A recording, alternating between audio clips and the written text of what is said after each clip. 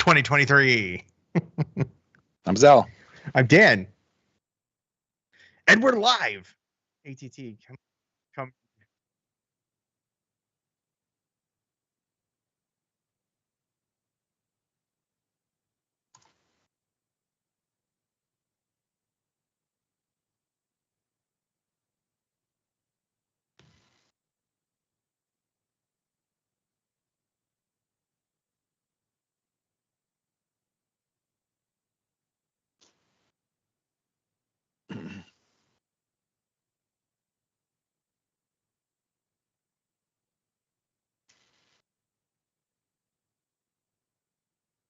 Can it?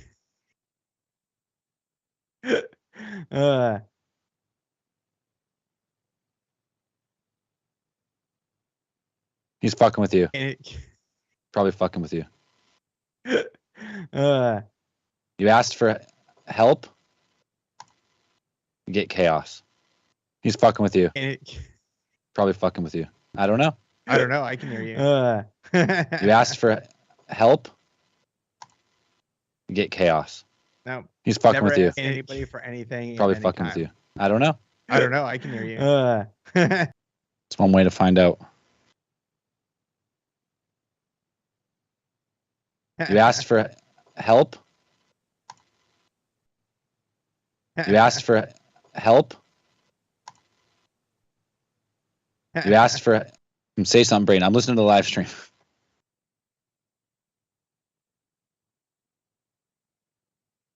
What's that? No, I know it's not.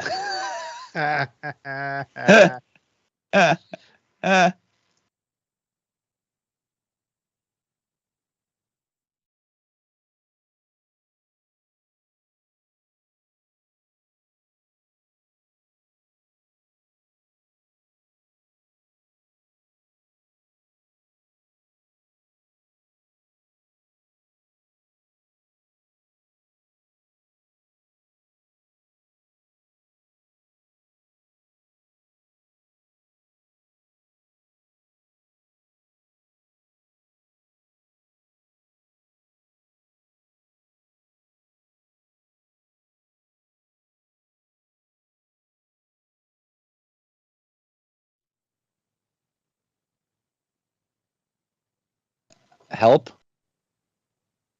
Help. I mean, going back to live.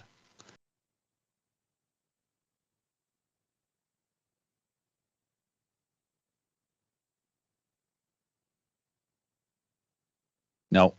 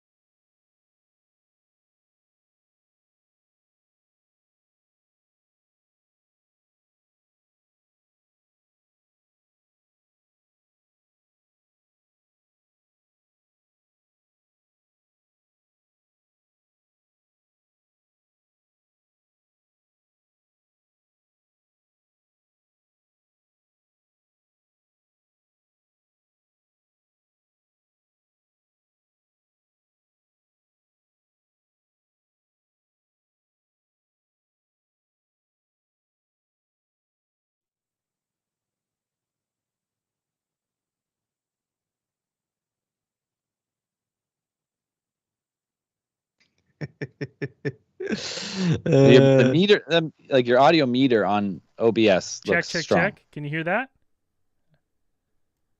Check. Can you hear me now? Yeah, I think I can hear you on the live stream, I think. Can you? Yeah. All right. Well, is it working now? Yeah, they can hear you. Yeah. Yeah, they can hear you now. Maybe you're quiet though. Little quiet? Maybe. All right. Okay. We're redoing the start. I'm gonna go check it. How's that? Pretty good now? Good? Hey, Good? All right, suck it. We're restarting it.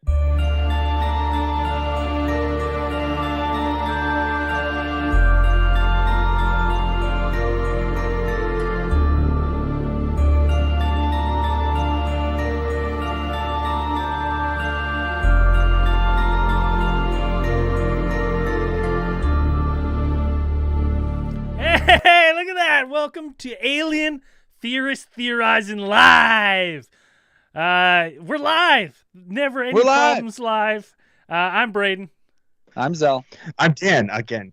and I don't have any feelings of deja vu whatsoever. No, Right. it's just one of those days. The funny thing is I had this perfectly set up. Like, it's unbelievable. I got it all hotkeyed. It worked last week, and I was like, you know what? I'm just gonna do a couple tweaks here and there. And I should have known, with every one thing you do, it just absolutely fucks up everything else. So Yeah. I just had to disable some things that I had set up before for this one. And lo and behold, it works. It's funny because I got a message from my internet service provider. I got a call, and I thought it was because my contract was up, which it is. We've been having issues with YouTube, so we decided to, because we didn't have any of the live streams backed up, that we would, just in case we eventually get banned, which is the inevitable The inevitable run show. of the ATT YouTube live stream is we're banned from YouTube. That's where this ends. But so we started downloading all our old live streams, right? Which is 7 years, well, not 7 years, probably like 5 years of live streams and videos and stuff. It's an ungodly amount. I think I downloaded 65 50 gigabyte files Jesus. over the course, and I could only do so many during the day, or else it would just crush my computer. So what happened is Google will give you like a pack of like 65, and I was like, I made it to like, you only have 5 days to download everything, so I made it like halfway. I made it halfway to downloading, and then I was like, well, whatever, I'll just submit a new one and get a new 5 days. And then as soon as I got the new one, I went, what are the odds that they don't pack them the same? You know what I mean? So like number one doesn't have the same stuff. So just on a whim, I was like, let me download number one, and just to make sure they line up. And they don't. It's randomized every time. And I was like, oh my God. So then I had to for like 5 days, I was out in meth laboratories, like every like 4 hours on a timer, like starting the next ones to make sure I had enough time to download them all. So I got a call from my internet service provider being like, what are you using your internet for? And I was like, what? I was like, I don't know, gaming. I did some streaming and stuff. They're like, your usage it's like ungodly, the amount of like usage you've had in the past month. You've like quadrupled what you did like all last year. You're using more bandwidth than the entire island. Your whole neighbor. You're using the bandwidth of your whole neighborhood. Yeah. And so I was like, well, I had to download all the YouTube files I've ever made. And he's like, is that something that's going to continue on? I went, no. He's like, okay, we thought it was an anomaly or something happened and something was going on your end or our end. I was like, no. I was like, just me. It's all good though. So drag down everybody's like download rate for across the entire fucking city. Yeah. And now before we get into tonight's ATT live, because there's so much stuff we want to go over tonight, but I made a promise. Last week I talked about the videos that were sent in. Let me just make sure there's not a name on these before. Yeah. Okay. This is the video that was sent to us, a UFO video. So if you sent this in, sorry, listen, he was worried he was going to get in trouble. You're not getting in trouble. You got a video of a bug here, my friend. So no one's going to get mad at you. You're not breaking any headlines here. All right. So without further ado, this is the video that got sent to us. Wow. Oh, who's that? AstroCat Gaming. Oh, with a little wow. Thank you, AstroCat Gaming. Fantastic. Yeah. Oh, the $9.99 gets you Owen Wilson. Gets you Owen Wilson. Well, I think there's different ones for different amounts. I think that one is yeah, gets you a little Owen Wilson. Thank you. Cheers, Astrocat Gaming. So this was sent in to us. This is what I was talking about last week. Got in a huge fight with this person. And again, send us your UFO videos. Again, I have seen every UFO video that gets submitted to MUFON everywhere. So, just send it in. Wow. But you're going to get... Hey, Sergio, thank you. Woo! We'll have to buy some Modelo's. Right now, we're just got Phillips Blue Buck on the go. Without further ado, let's check this out. It's only 22 seconds. So you see a car come to a gate. Does that have audio? 22 seconds, and your world will be changed forever. So there's this. So you see this little thing there? If you were looking for something else, you're mistaken. That little crawler. Yeah. I don't know. So I looked at that and I immediately, first look, I was like, okay, what am I looking for? Did I miss it? But how I break this down is, again, I've seen so many fucking Ring cameras, so many videos of the perspective, and this person claimed that this was some sort of 20-foot, 30-foot thing above the car.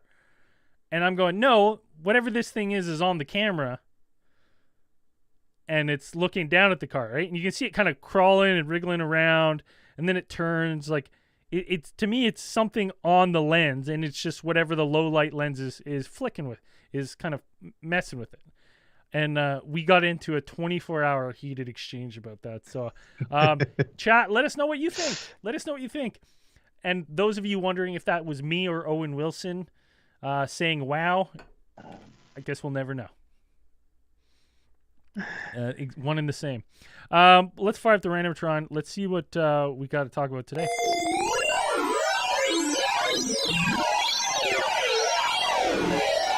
You firing it up? Did you get it? Did you hear it? Are you not hearing it? Oh, okay. I just...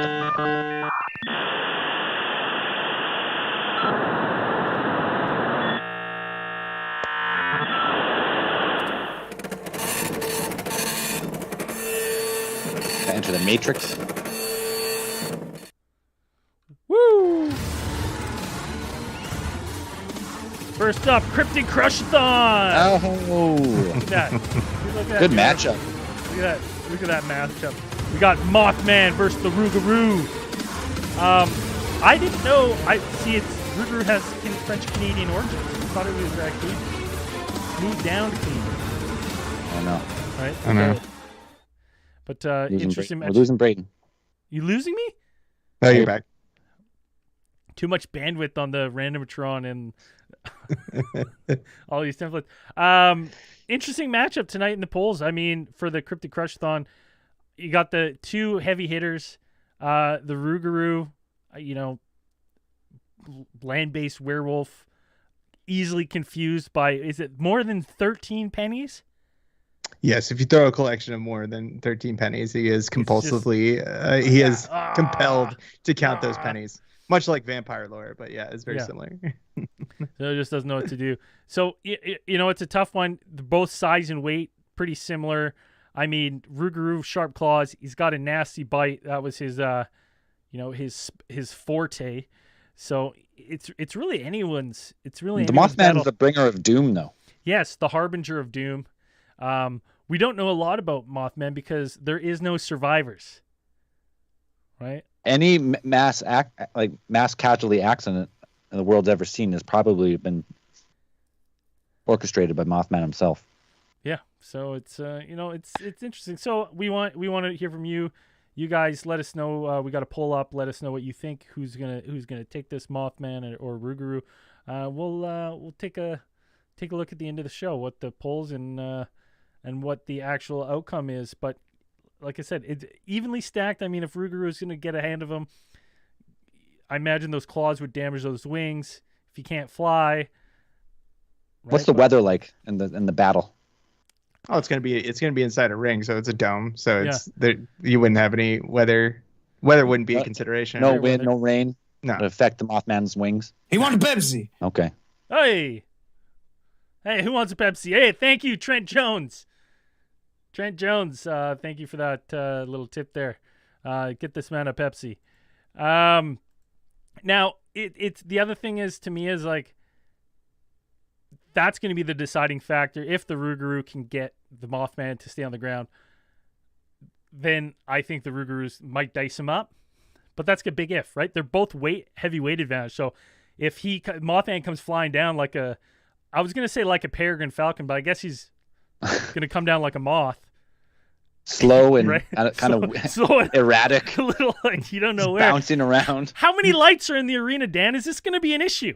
Is this going to be an issue? Are lights going to play a factor? Are the bright lights going to be too bright? It could be. I mean, it could be a factor, but even if it were, then the Mothman would just stay up in the rafters. Like, I mean, he may strike from the lights. Who knows? Yeah, Use them to his advantage. I could definitely see like a pretty big advantage going to Mothman in this one just for the flight, because you come down on top of him, or if he's got a pocket full of pennies, game over, right?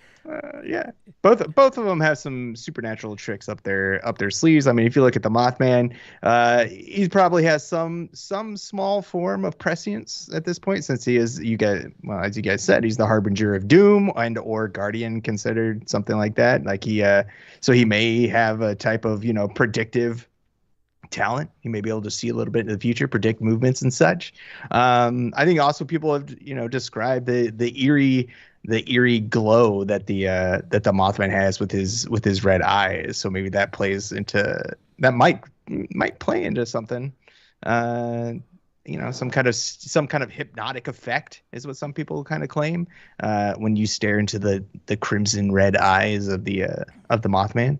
Rougarou also has some supernatural abilities, if I recall correctly from our case file, that he does. There is some type of magical abilities associated with the Rougarou. If I remember, some kind of, I think it also has some kind of either psychic or like not telekinetic, but perhaps like some. Wasn't kind the of Rougarou hypnotic. really good at dice games or something? Wasn't that how you become a root? You play too much dice. Too much And, dice, yeah. too much coin. and you can Yeah. become a Rougarou. Yeah, we'll see if the Mothman falls for the old dice trick, I guess. So, it's if you pair these together, I would have to, as much as the chat's leaning towards heavily, I think the power of flight. We know Mothman probably has some claws as well, so I would also have to lean into Mothman taking this one. But again, we'll look at more into the show. I think everything we're going to talk about from here on out basically falls into space news.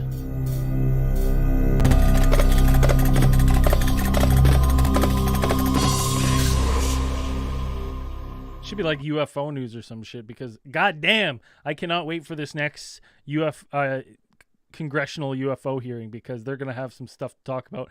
And the worst part about it is, I wish these last two like UFO events had come out like a month or two earlier, so maybe some questions could have been asked.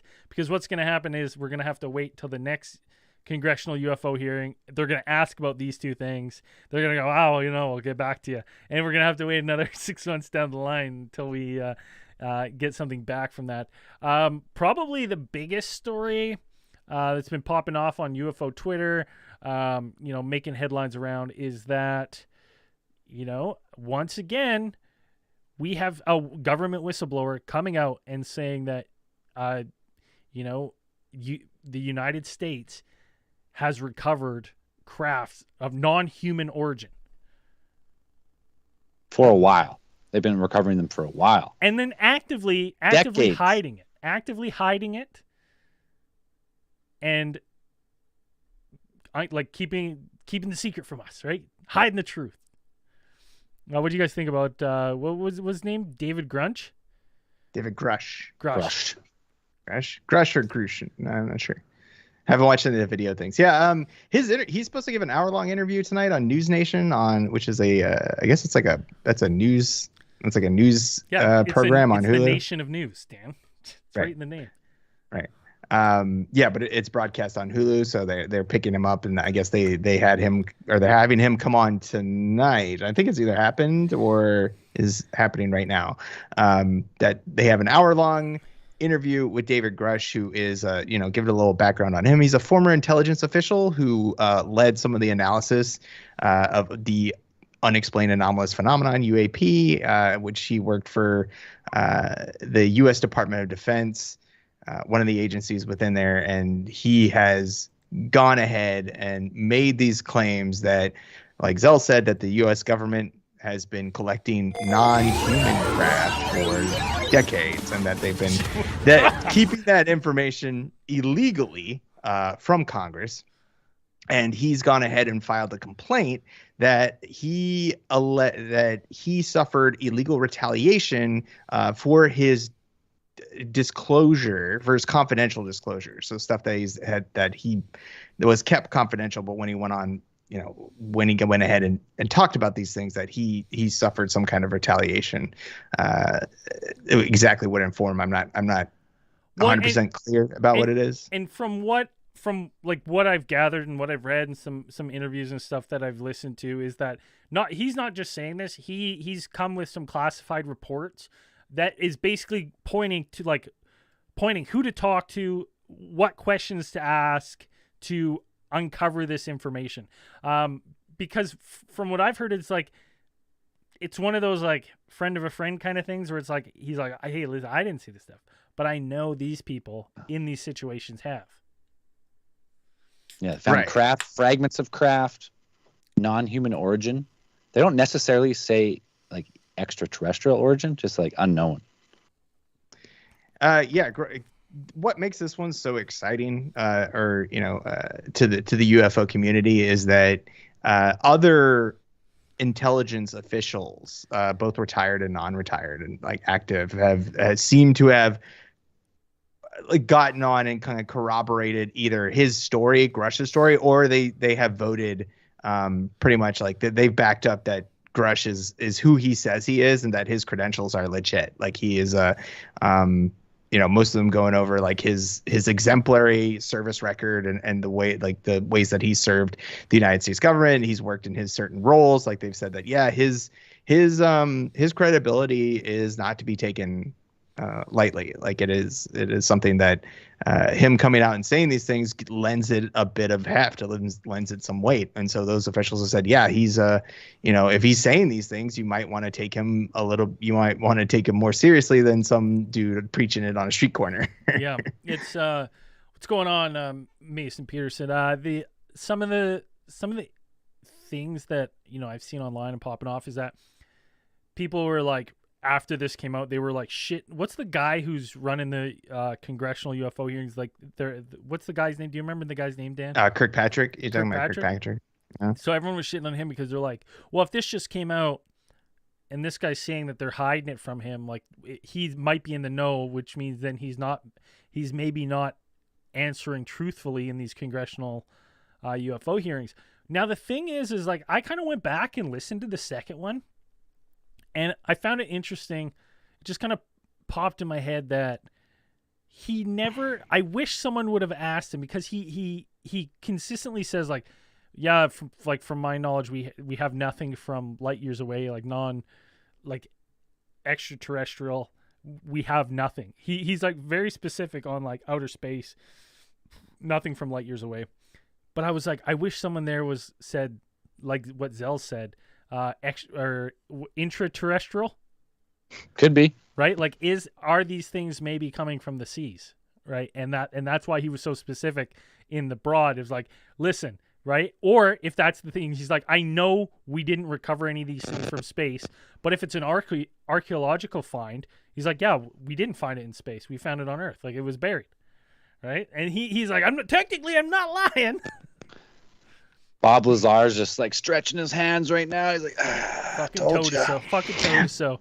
Yeah, I'd also say like it is a UAP task force. Like their responsibility just from the name alone is aerial phenomenon. So it's Yeah. like it wouldn't. I would wonder if that those kinds of discoveries would be put under their purview. Yeah, like, it would fall on, fucking bull. There's such semantics. Like, well, they found it underground. It wasn't in the air. It's not. Unfortunately, no one's asked about those, and we don't have a task force. So, or just like when they submit their request for information, like to the other agencies, they'd be like, "Well, we don't have to give them that one because yeah, we found it underground, or we recovered it after it crashed. It wasn't in the air; it was in pieces on the ground." So I don't, it could be something like that. Yeah, possibly. Now, I kind of like. There's more. Obviously, we're gonna listen to. Once this is done, I'm gonna watch I'm tuning to News Nation. That's where I get all my news. Every day. I've never heard of it before, but from now on, this is where I'm getting all my news. And I'm gonna watch this because I'm interested to see what happens. Because as this story popped up, like I get weird deja vu from stuff like this because we've been covering this topic and doing this kind of research for so long. Did you guys not think, like, didn't we just do something about this a couple of years ago? Like, did that ring a bell for you guys? Like, seeing the non-human craft story?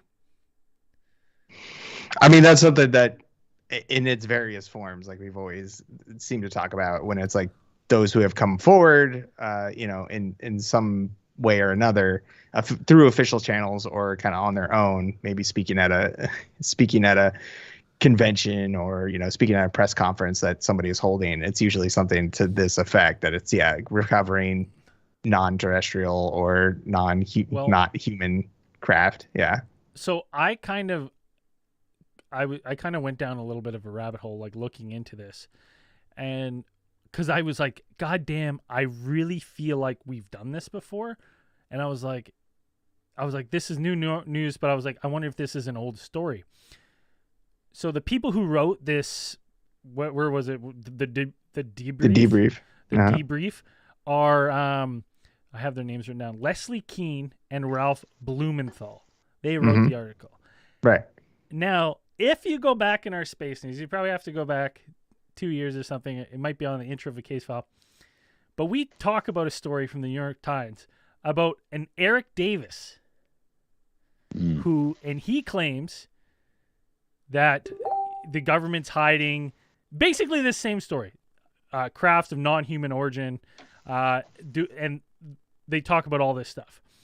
And Eric Davis is he's worked on Skinwalker Ranch. He's worked with Robert Bigelow and all this stuff. And this article came out in 2020 in the New York Times, and I know we talked about it because I remember thinking. Well, that was the original. The Arrow program, the Leslie Keane and the Ralph Blumenthal, like they broke that story about the original one where we sank a bunch of money, $800,000 went into there, and like, what did we get? They're like, they're looking for goblins. And that's where you get Robert Bigelow, and he came in a big player, and his hangar in Las Vegas where he's keeping all his metamaterials or recovered metamaterials that they've gotten apparently. Now, the interesting thing is that this article on Debrief, or that article by the New York Post, was also by Leslie Keane and Ralph Blumenthal. They're the same authors, and that story kind of went on the big circuit, right? Did the big circuit, the big clickbait circuit around everything. We touched it. We're like, we can't wait to find information, and seemingly there's been no information from that until now, and it's very similar to the same story. Now, I'm not. Saying that, I'm still cautiously optimistic that we might get something cool with that because we have the UFO task force going on and the congressional UFO hearings, that maybe we might get some more answers to this. But it did strike me as interesting that it's the same people writing the same articles with this exact same thing, right? So I'm a little hesitant on that point. Grush makes a lot of claims about what kind of went on. He makes comments about the recoveries, or again, like we said, he makes a lot of claims for his friend of a friend. Right. He doesn't have any direct. He didn't have any direct interaction with any of these recoveries or these recovery efforts. Apparently, like he's just kind of saying things that he's heard during his time working within the United States Department of Defense agencies, and he's talking about how that the U.S. government has recovered like things from partial fragments up until like completely intact vehicles that they have recovered, and that there are within the U.S. government and among its allies and defense contractors, they've all kind of like piecemealed out these things that they've contracted people to reverse engineer some of these materials and some of these craft. When they did the analysis on these, he's saying that they determined that these objects were of exotic origin, non-human intelligence or extraterrestrial or unknown origin. It's not exactly clear, but they're not, characterized as pretty much non-human, that they wouldn't be able to be built with the current technology that we have. And they base this conclusion apparently on the vehicle morphologies and the material science testing and the possession that these materials have of types of unique atomic arrangements and radiological signatures that they hadn't seen before. So therefore, they came to the conclusion that these are not things that are manufactured here on Earth or with techniques that are currently known within the defense community. And the interesting thing too is he's also saying that like he, aside from crafts and stuff, he had like non-human materials, non-terrestrial materials, which kind of goes hand in hand with like Tom DeLonge and what they're doing at To the Stars Academy, and their claims of having non-terrestrial materials. Like I'm like, just show. What can't you go on News Nation? I'm sure News Nation, are they like, how booked is News Nation that they can't get you on here to show us some non-terrestrial materials?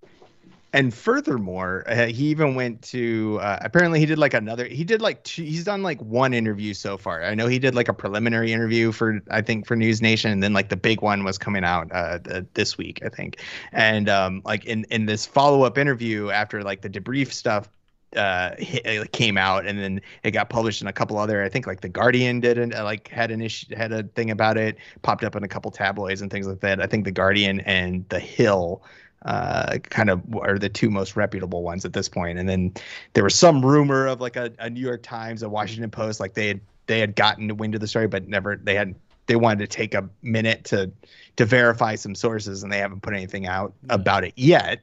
But Grush went on to claim that not only did they recover materials and craft, but they also recovered the pilots of those bodies. That they have recovered bodies of these of the intelligences or whatever the organisms that were seemingly piloting this craft or were being transported by these craft.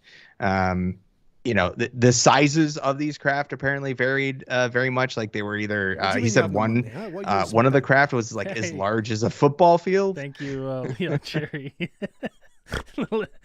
Andrew, interject. Thanks for that. And then he's also saying that the U.S. actually took possession of a bell-like craft, which Benito Mussolini's government had recovered in northern Italy as far back as 1933. Yeah, De Glocca, man. That's De Glocca, right? We've seen plans about it, but I'm so. When these stories come out, I'm like, instantly I want to know more. So I'm so excited for the interview tonight, and I'm so excited for the next UFO congressional hearing, because I'm hoping that we get. I'm not holding my breath at all. No, I know exactly what's going to happen. I'll tell you right now. What's going to happen is the next one, they're going to go, what about this guy? And they're like, well, unfortunately, you didn't ask about this guy last time, so we'll see what we can do for next time. I think the Guardian reached out to Nick Pope, our buddy, our personal friend of the show.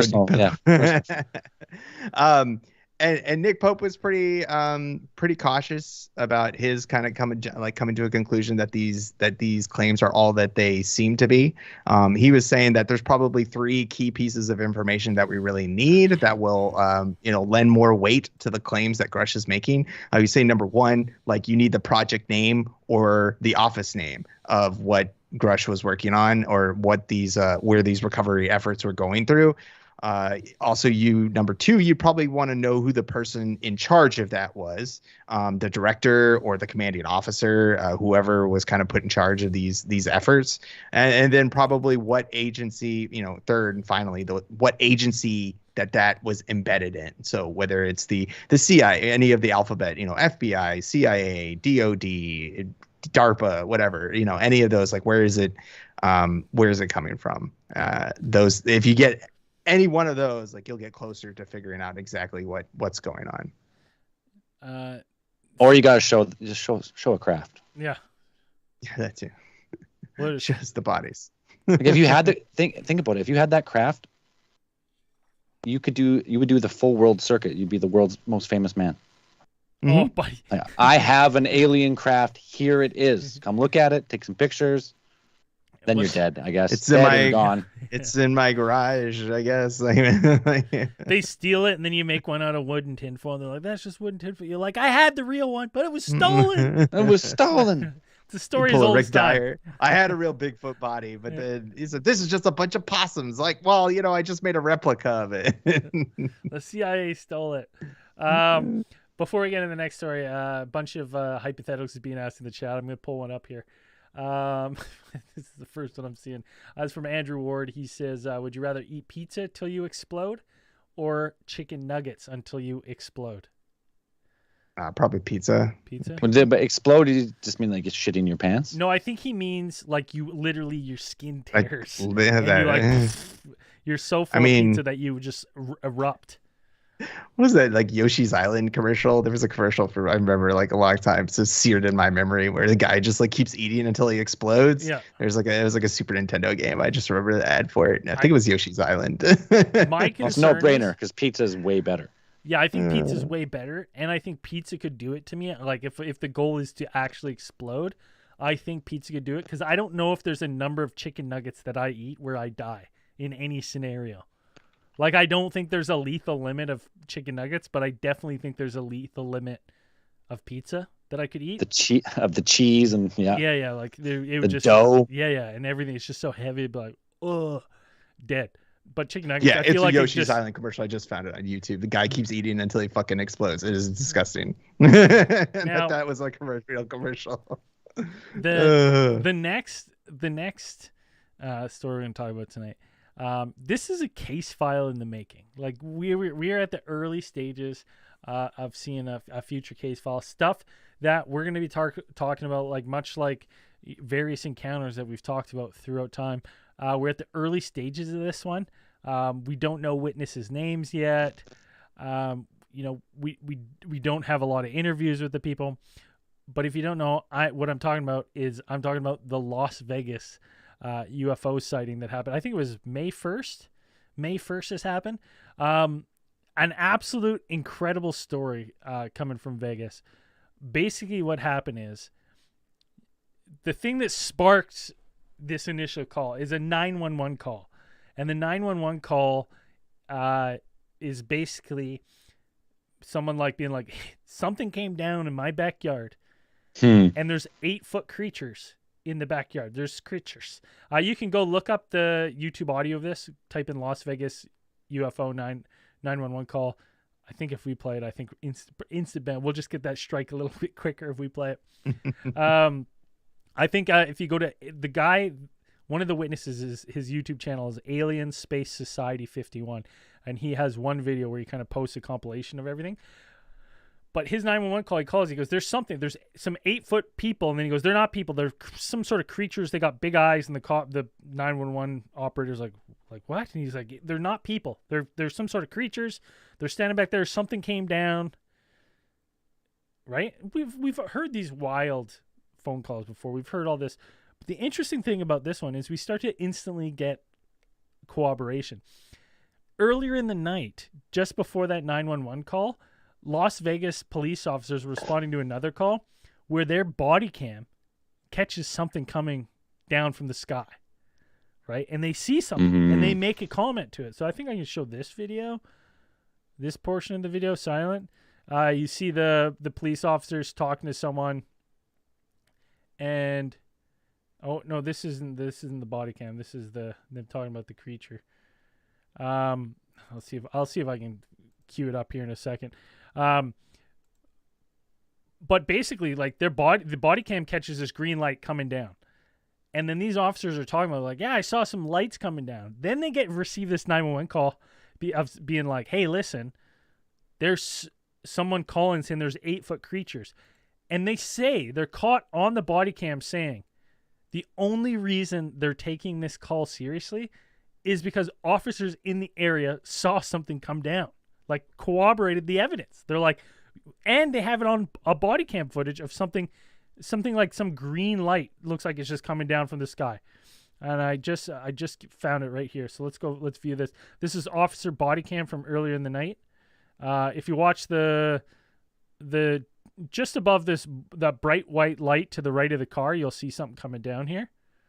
And they're dealing with something else when you see, boom, something coming down, some sort of green light. Yeah, some greeny blue light. Yeah. And then they go to the call. They go to the call and talk to people. They're like, yeah, we saw we had 8-foot creatures in the back, and they vanished. And if you go to Alien Space Society 51, he talks about his account. He says, like, hey, I'm not trying to be famous. He's only posted one video. It's not like he has a previous YouTube channel. Like, he's posted this, and then he goes like, I'm not trying to get famous. I'm just telling you what happened, and letting you like. This is it. This is obviously going viral. Everyone's talking about this. You can go check out the videos. There's other videos of people, because they had cell phones, of people like looking through the cell phones, and you can kind of see some tractors in the back, and people are zooming in, trying to make what they can to see if they like, is that the alien? Is this the alien? I think I have one of these. Hold on, let's see if I can find this. So this is one of the footage from the family. Right? They're filming and they're looking for these things.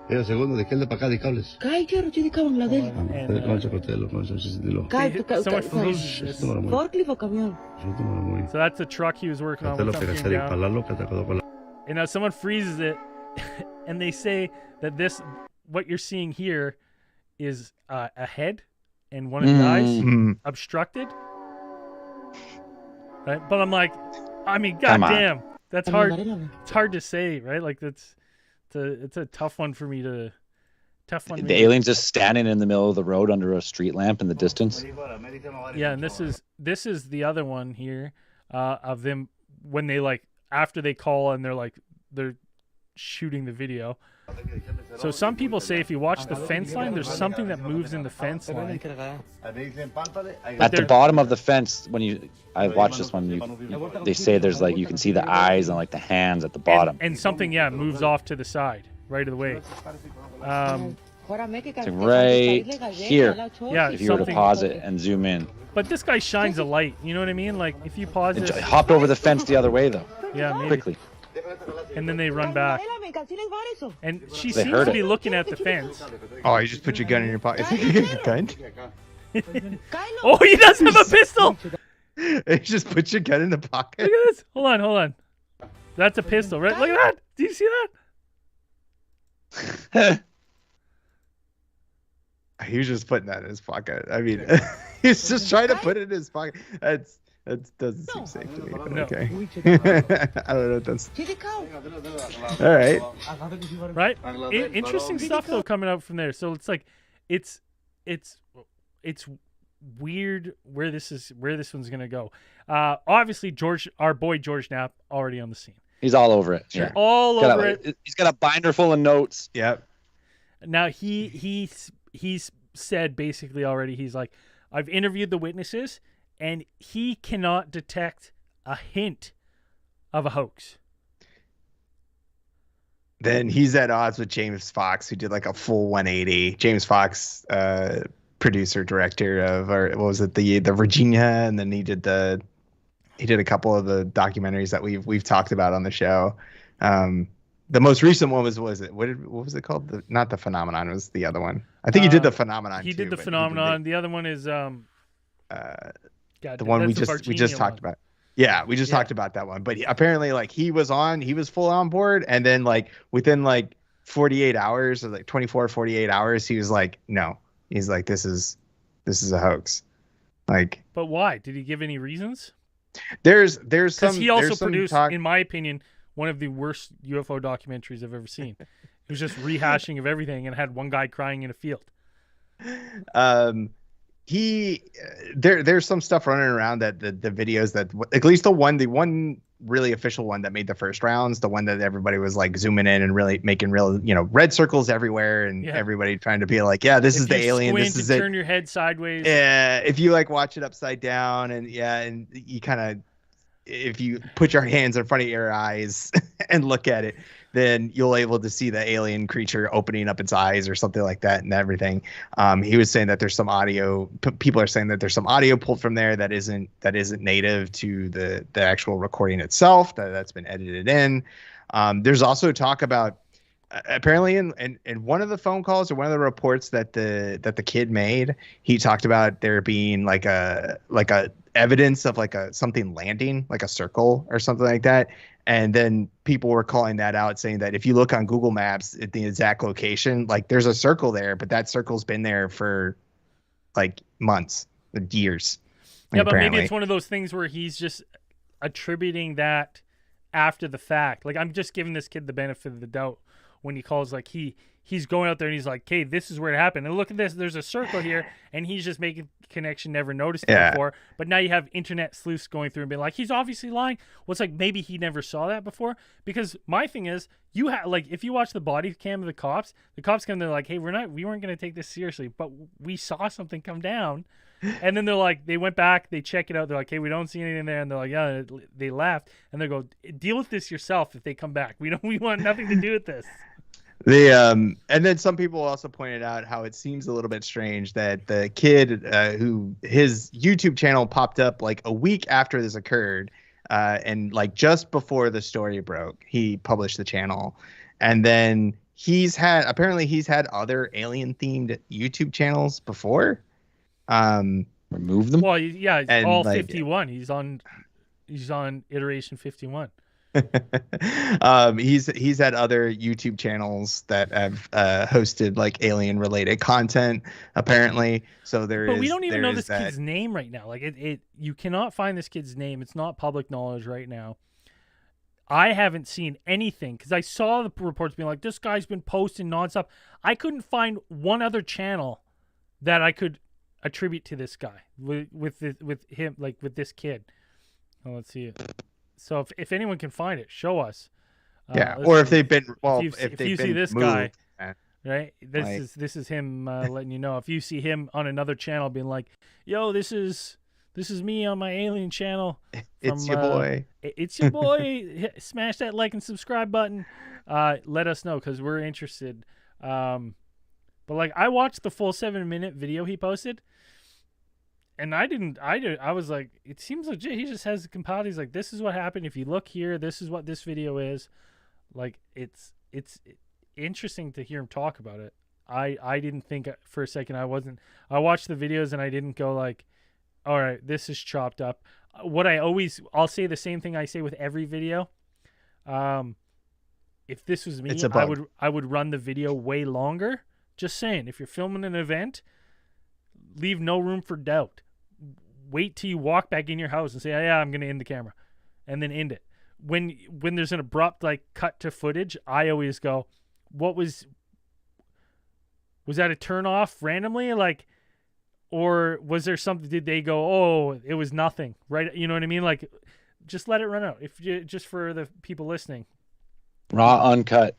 Yeah. That's raw what we uncut. want. Yeah. So, and it'll be interesting. It'd be interesting to see. I don't give much weight to what James Fox says. I give way more weight to what my boy George Knapp says, especially now that we know that he was right with. He's been right all along. Everything. Right. Zell, are we going to open the Cosmic Lines tonight? We have the capability. Woo! You know what that means? You can call right now, 1-833-703-0424. Last bit of the show here. If you want to call in, you got any questions, We'll take your questions. You got any good story? They got to be goddamn good stories you're calling in. After we had the greatest story ever told or never finished. The greatest story never finished last week. Greatest story started 4 times. 4 times. Where were they going? I saw some people on the Facebook group, posting like a video compilation of like maps and stuff. I thought I was kind of having a good laugh at that.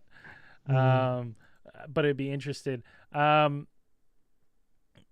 yeah, if you want to call that, numbers on the screen, 1-833-703-0424. Now's the time. Call. Ask a question. Ask a question, give a theory. Give a theory. Let us know. Short story, quick story.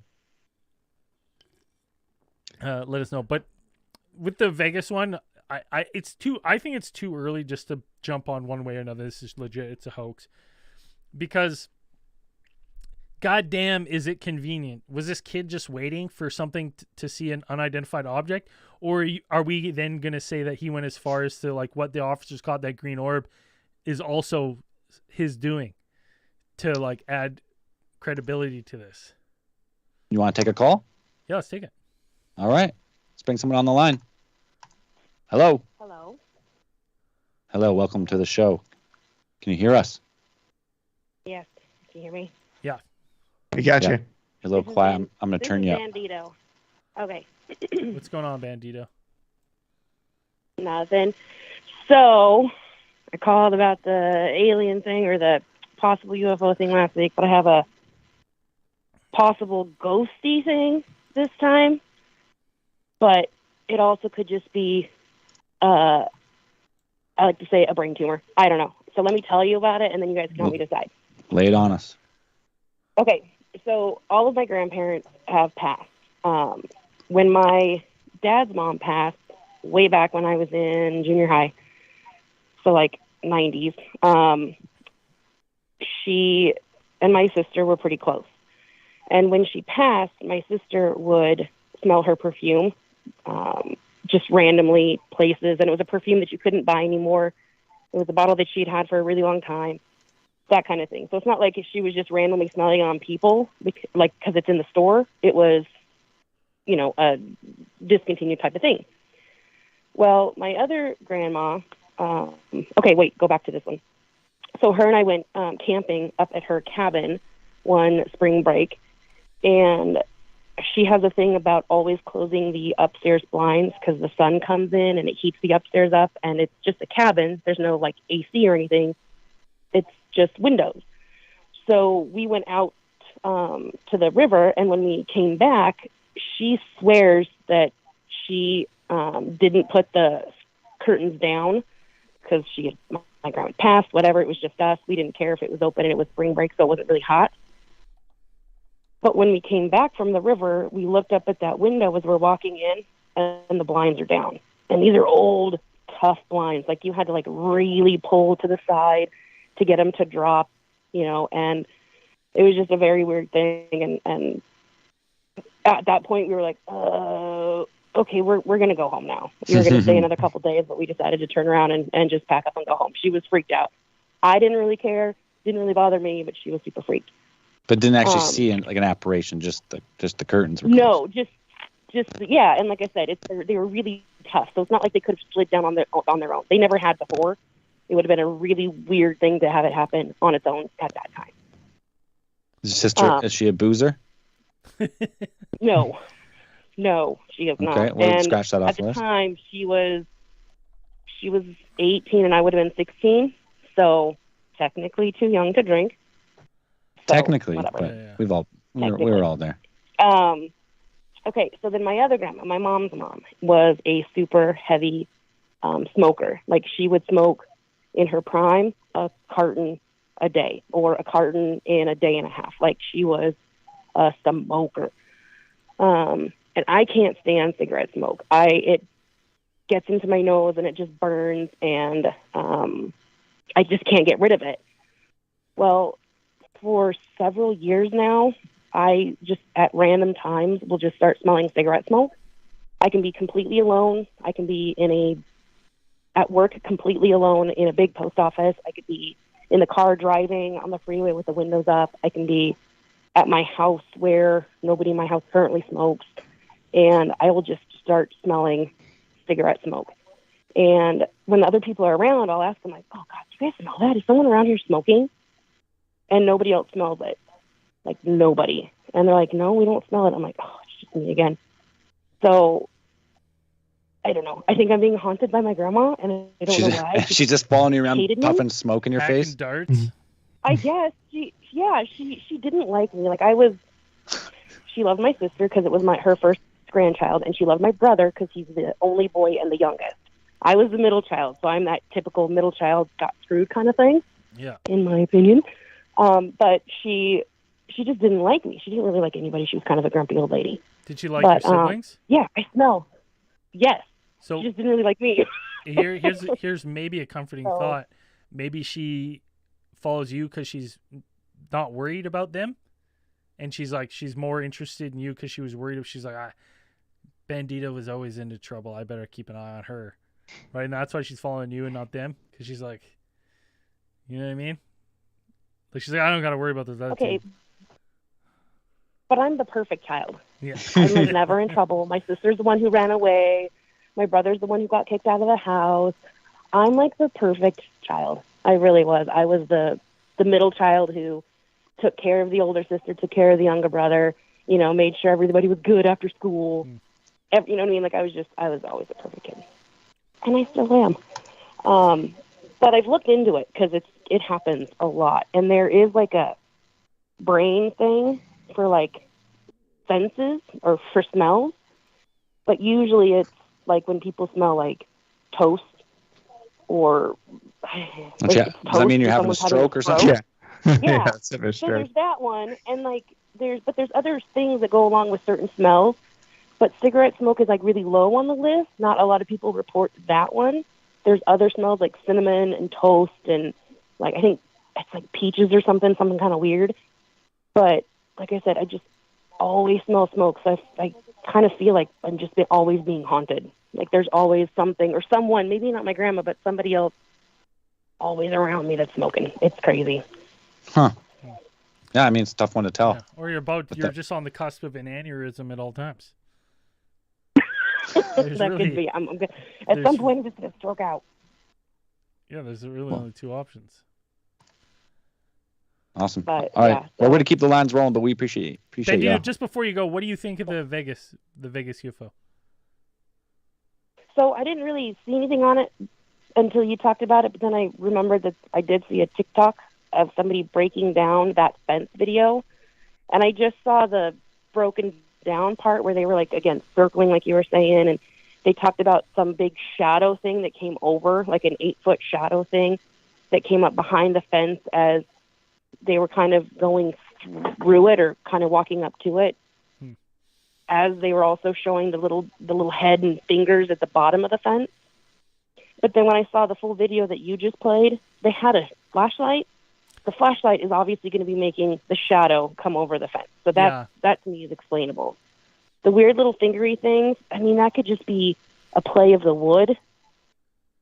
I mean, the green light could have been just like a meteorite falling in that Zell needs to go take a bite of. Give it a lick. And give it a taste. The interesting thing about this one is like, if this witness is a hoaxer, if he is a hoaxer, he's put himself on the line because he's committed a felony by calling 911 and committing a hoax. I mean, there very well could have been something that fell into his backyard or, in the area, which is obviously why the cops got the body cam footage. But, if you see a shooting star and you're like, oh, like, I've been waiting for this day because now I can, do this thing that I've been thinking about doing, maybe they've done that type of thing. But, hopefully there's more information that comes out. The thing in that video is like, something. I'm like, the other thing about that video the video, I don't give any credit to that. Like, oh, maybe there's something behind the bush. If you look through the windows and this nonsense, you can see something. But like the fact that they had one of them had a gun out, I was like, it feels like something was going on. But... Well, I mean, he's looking for trespassers. At that point, to me, that would be he's looking for a human trespasser on Yeah, the but he's property. opening his gate, so versus, it's not his property in the back. They're leaving their property, right? They're leaving well, I the mean, they gated could have part of the property property. behind the gate. Like maybe that's like their parking area, behind the gate. I don't know. But, like an alleyway or something, right? Possibly. All right, Bandito, we're gonna let you go. I don't Get know. another call on. If you Okay. want to call the All right. Cosmic lines, 1-833-703-0424. Peace. Thanks for calling. Bye, guys. Someone just posted this on Facebook. This Sean Paul Kinnan says this is from a military-based newspaper in the U.S. And you see David Grunch, 3rd Space Experimentation Squadron. I think that's what it says there. I can't read it, it's so blurry. And Grush has a legit record. Like Yeah. he is a real dude. Like let's see, what is it? I had some He of is this real.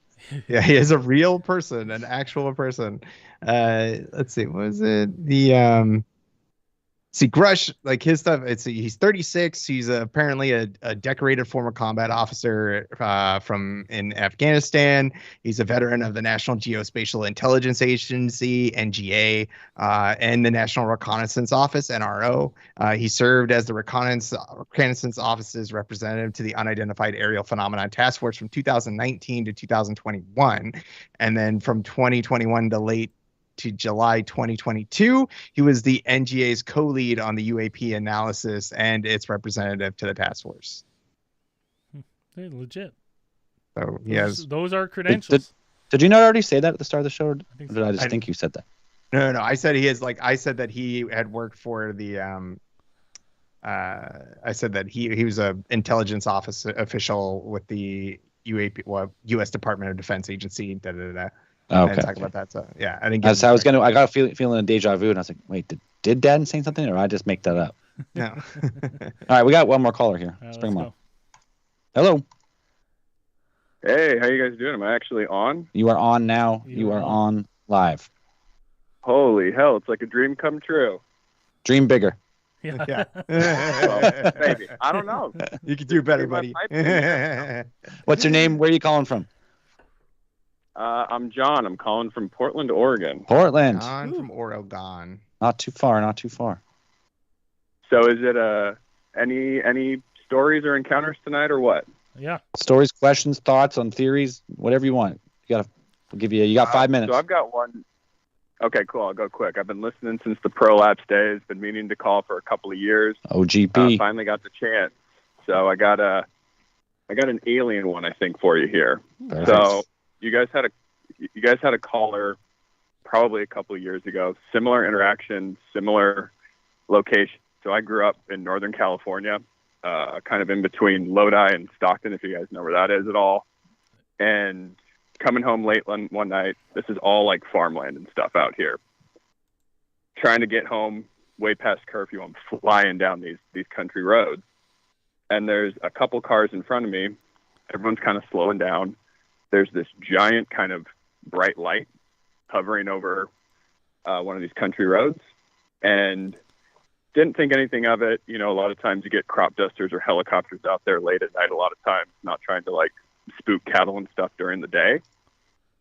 Kind of slow down, see the cars kind of slowing down in front of me. It's probably 100 feet above the road. I slow down, have my sunroof open, not a sound. But it's bright to the point where it's like not emanating light. So like the ground wasn't lit up, but just this bright light in the sky. And I remember this really weird, like calm feeling. And then don't really remember much from there. Kind of just ended up home. No loss of time or anything like that. Like from when I was rushing home to get from curfew to when I got home, we're probably talking 5 to 10 minutes from where this interaction was to my house. So like no time change, but remember the bright light. And then the next thing I know, I'm talking to my mom as I'm coming in for curfew. Weirdest experience of my life. Don't really have an explanation for it, but first thing that kind of came to mind, because we used to get weird lights and stuff out there all the time. And it sounds like from other callers that have called in, this isn't the only time it's happened there. What color was the light? Was it So, like what do you guys? certain, like on the spectrum? Like, Well, was it like a yellowish, a initially thought it whitish, was greenish? It was like a yellowish whitish, which is why I didn't think anything of it. I kind of thought helicopter or crop duster or something, because again, that's what we're used to out there. Mm-hmm. But it wasn't moving, kind of just floating there, and that was it. But the weird thing was that it was silent, like absolutely silent and not moving. But like, it's hard to describe like a size of the light, but it like wasn't something small. Like it catches your attention, and it was very low to the ground. Was it moving? Did you say it was moving? Like, did you lose sight of it eventually, or No. did you just? Now, No, it was standing still. So this was the weird thing. It was standing still, and I remember like kind of driving under it, like a couple other cars had. And then this is the weird, like, don't really have a great memory of what happened next. I was just kind of pulling into my driveway all of a sudden. But there was like no like time loss or anything. And when you say pulling, you were walking though, right? No, I was driving. You were driving, in case, but no real time loss. No. Now. No, it was driving. So where this like happened on this country road, because I've taken this road a million times in my life, it was about 5 to 10 minutes from my house. And I remember flying down the road because I'm trying to make curfew home. And from when I'd kind of looked at my clock, seen the light, and like gotten home, it's in that like 5 to 10 minute range. For me, I'm just gonna ask a question, just because this is where my brain goes to, and I'm not saying that this is it. I'm just there's like a difference like of what you experience, like the nothingness, and say like what someone might experience, like, you know, when you're driving for a highway for a while and you just kind of get in your thought, and then all of a sudden you're like, I don't even remember driving the road. Sometimes driving hypnosis. Yeah, driving hypnosis. Like it you don't think it's like it's abrupt. Like, is it different than that? It was different than that, because I remember like seeing the cars in front of me slow down, so I like rolled my like windows down to be like, what's going on? Like, why are people slowing down? And then blank. Like I remember, and then blank until I'm pulling into my driveway. Could you imagine that? But like, could you imagine that all abductions prior to this, they just had the technology to just drop you back instantaneously, but they just like they couldn't get their dials all fucking dialed up, so it was like people were missing like 2-hour windows. They're like, we gotta sort this shit out. That was perfectly timed. Yeah, they're perfectly timed. Just like, bam, gotcha, and back down. You didn't even know what happened. Yeah, it was weirdest experience, and like it's the only time that anything like this has ever happened to me. Like, I've seen lights and stuff, but like nothing like this. Like, this was very much like, huh, that's weird. What's going on? And then all of a sudden I'm home. Do you have do you know your blood type? Not off the top of my head. I have a card somewhere with it on it.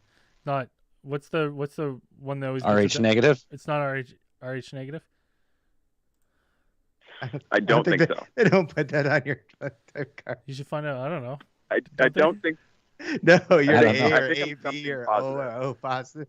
They don't put I think I'm something positive. Oh, all right. They'll give you your value. You have to get specific. Yeah, they give you a specific test for that. Useless. But I do remember getting home and telling my mom, kind of like, hey, like, I think I was like just looking at this light, and she was like, were you drinking tonight? And I was like, no, I just drove home. Like, what do you want? So just wanted to share. Thought you guys, if anybody would be able to appreciate it. So No, definitely. But yeah, it's impossible to say what it really happened.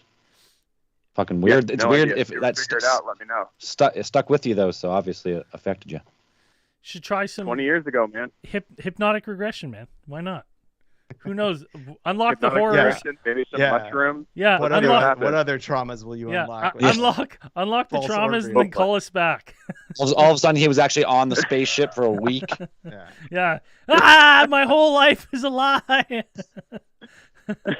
I was fighting the battles in the caves of Mars. Yeah. I had a life. Right. I had a family. Well, thank you, fellas.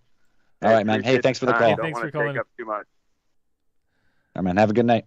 Beautiful. Maybe we'll do. take one more call as the polls are closed. Mothman, 83% of the vote. I think Mothman Handily beating that. Dan, you got a little how it went down? From what we can tell at this point, it seems like the Rougarou was heavily favored to win this one. Just his vicious nature and his arsenal of both claws and teeth, razor sharp things like that. He did possess. It was pretty sure from the weigh-ins that he was a little bit lighter, actually, which is, you wouldn't expect that a flying creature versus this terrestrial dogman creature. More of a traditional werewolf type of build, that the Mothman would be a little bit heavier, but it was seen that the Rougarou was like, it seemed like he had the edge in agility. But now, from what we can tell, the Mothman was able to get the aerial advantage on, and then boom. The Rougarou seemed to be keeping up with him while he was on the ground, like had him pinged in the corner for a second or two. But then the Mothman did something which he is actually known for. It seems that he broadcasted out like a large, bright pulse of light from his eyes, like a whitish red, and just stunned the Rougarou, and then took to the air and came down with a absolutely enormous aerial slam maneuver that put the Rougarou down for the count, and that was it. And the real downfall of the Rougarou is that he came forward and took off his white glove and said, "Sir, I do declare that I'm going to challenge you." Ah! Dead. Right? There's no handshakes in Cryptic Crush-a-thon. Yeah, the Rougarou's adherence to protocols and civility went Mothman's unrecognized by the Mothman. Mothman's moving on to the quarterfinals of the Cryptic Crush-a-thon. There can only be one, so every week we're gonna slowly whittle it down. Pick weight the bracket. Zell, did we have another caller on the line, or? Oh, we have one. We have one. The pressure is on. Yeah, this after the final hours. segment of the show. Hello, welcome to the show. Hello. Hello, you're live. What's your name? Where are you calling from? Hi, I'm calling from California, Sacramento. It's Duchess of Tuesdays. Right on. It's who? What's going on? Can you hear me? Yep. All right. It's Duchess of Doobie. She's calling from Oh, California. Duchess of Doobie. Hell yeah. Okay. There we go. What do you got How for are us you guys tonight? doing tonight? We're doing fucking awesome. Hey, okay. Yes, you are. I either have a dead grandma possession or a hat guy sighting. So dead grandma you're possession. You're gonna make us choose between Lou Bega and more like for guys. God, More like a damn it. poltergeist. All right, Not well, possession. hit us with what you think's the best one. Yeah, you go. All the pressure's on you to end the story in the greatest possible way. So give us your best. Well, the thing is, it's one story, but I don't know what it could be. So that's why we got to theorize. So All right. Okay, perfect. So I was living in Puerto Rico for the summer, staying with my aunt. She has 10 kids. So very busy household. The way that the apartments are set up, like our whole family lives in one building essentially, and they took over all the apartments essentially.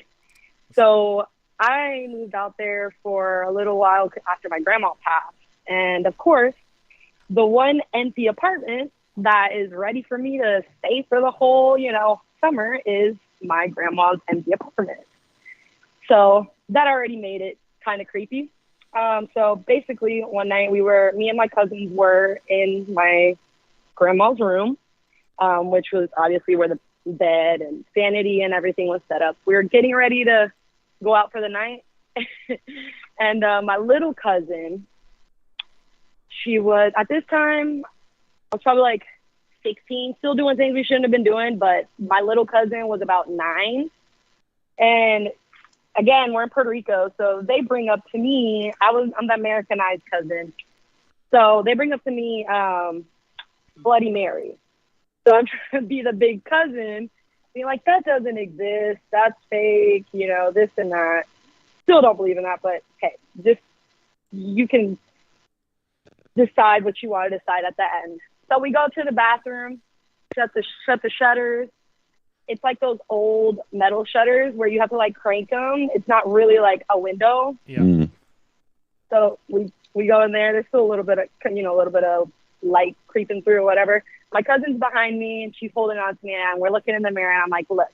So we say the deed, say it 3 times. We're looking at each other in the mirror like some dumbasses. And I'm like, look, we're good. We're chilling. So then we walk out and we continue getting ready for the night. Me and my older cousin, which was her sister. We're girls, so we're getting ready together. As I take off my shirt, my cousin, she says, what's that? And on my back, I had welts. It was 2 scratches. Each scratch had it had 3 lines. They looked like claws. And I had welts going down from the top of my shoulders to like my mid back. And no one had touched me within that 5 to 10 minute period of me going from in the bathroom to back to the bedroom.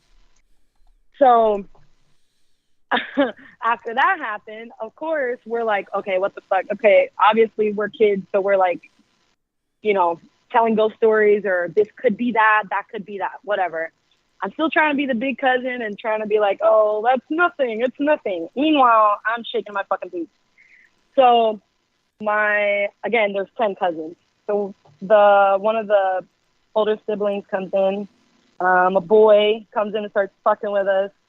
And he turns off the light and runs out of the room. So the way that the room is set up, there's like, you walk into a room and there's just like a little tiny hallway and then the room opens up.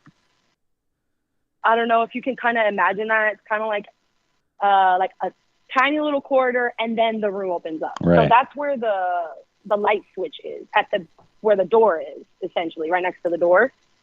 So he turns off the light. We're sitting on the bed and runs out. So my little cousin, which we just did the Bloody Mary thing, she's freaking out. So I'm like, it's okay.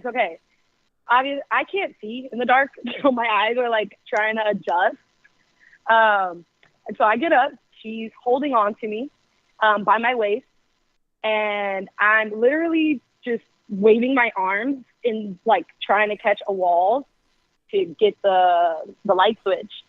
As my eyes are adjusting, the light was on the hallway, so you could see the light coming through the bottom of the door just a little bit as your eyes start adjusting.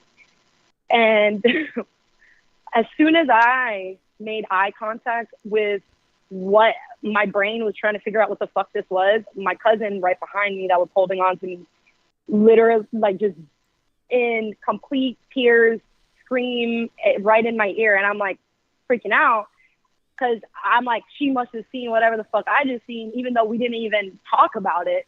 So now I'm like basically just like scraping at the wall trying to get this the light switch on.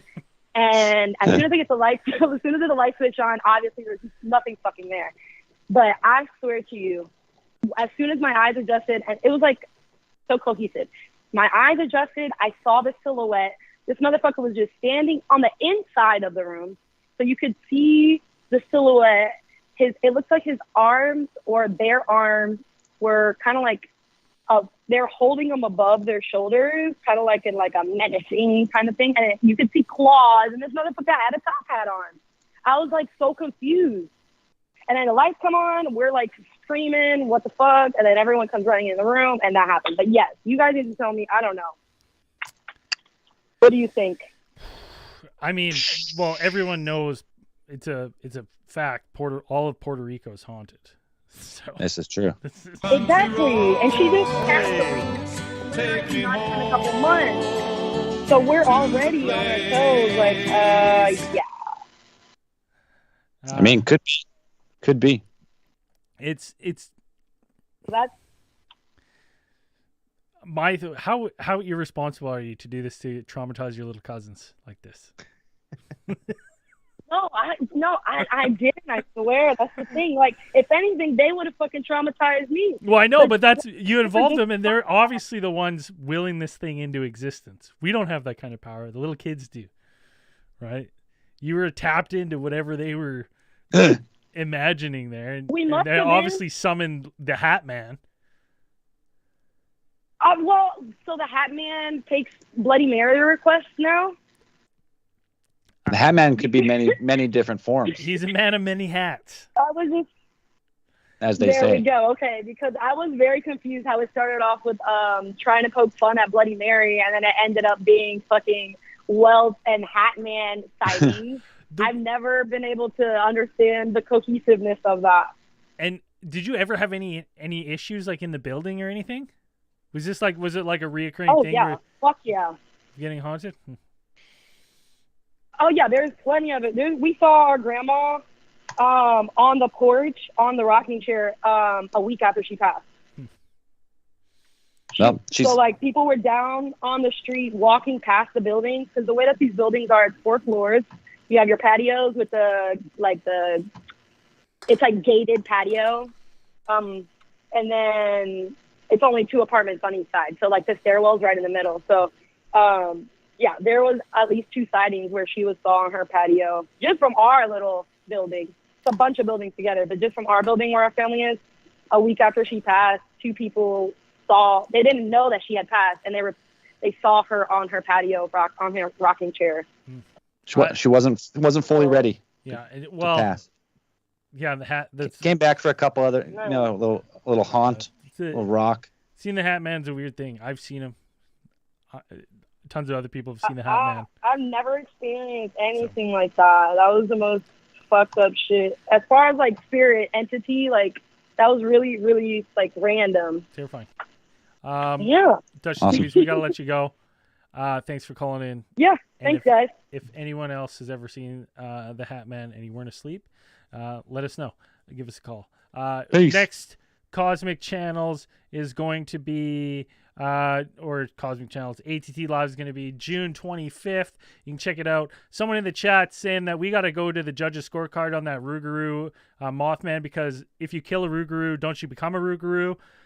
So right, we got some. So Mothman is now also a Rougarou. So Mothman is now also a Rougarou. Yeah, we don't know the logistics of that one. If you want to support the boys, you can support us in the chat using the super chat function. Those of you who didn't know, there's hidden ones. If you tip the right amount, there's prizes, stickers, shirts, sweaters. None were triggered tonight, so I'm just gonna leave them in there. There's 4 or 5 hidden ones. You know, if you give it some thought, you might think of them.